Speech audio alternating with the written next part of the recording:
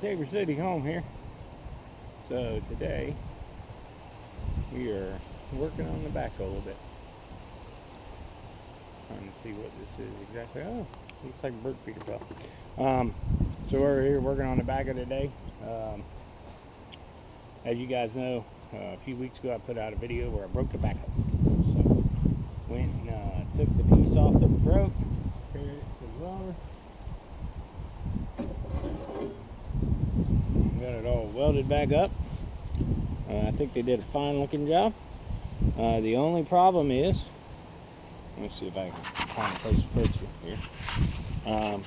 The only problem is when we try to slide this thing into place, the hole for the pin right here isn't round enough anymore. I mean, they kind of filled in that hole when they did the work on it. So today's project, we can take our cordless drill here and see if we can kind of waller that out a little bit. We'll see where that gets us. So let's see here.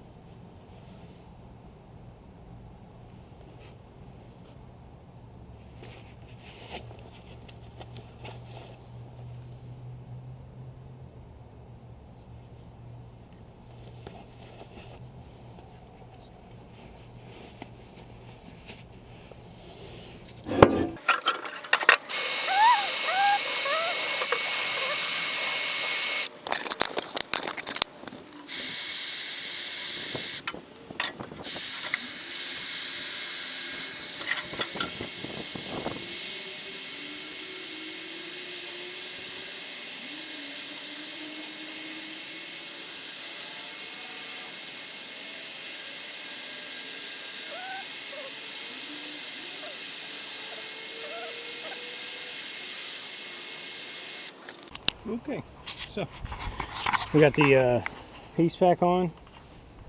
I think it's a really nice weld. We had to do a little bit of grinding in here to get it on. Everything came back together, you know, a little bit of contortion in there. We still have to figure out the retainer system for this. I think I'm just going to put a pin through this one. Retainer system for this. I may very well just gouge this out and put a new clip in there. The clip on the other side, the retainer in there, it looks like this. So I may very well go for one of those.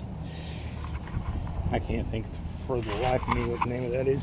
But anyways, you know, thanks for everybody's advice. We did take it down to Terry Watts, excellent welder. Cost on getting the piece welded like that was less than 50 bucks.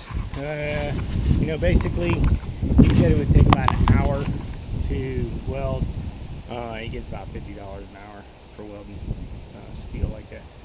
So, you know, to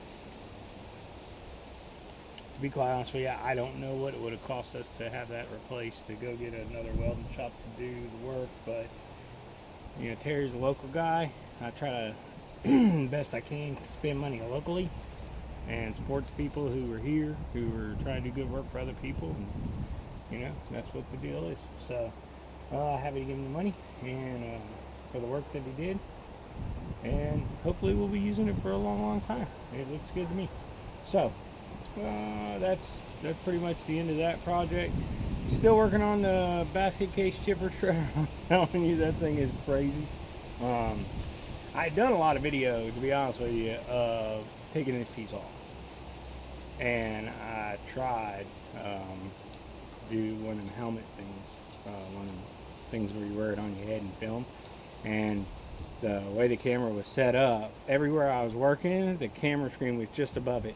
So you have a lot of video. I'll show you a little bit of the video, but you have a lot of video of me working but not seeing me work. So that was probably the best way to put that.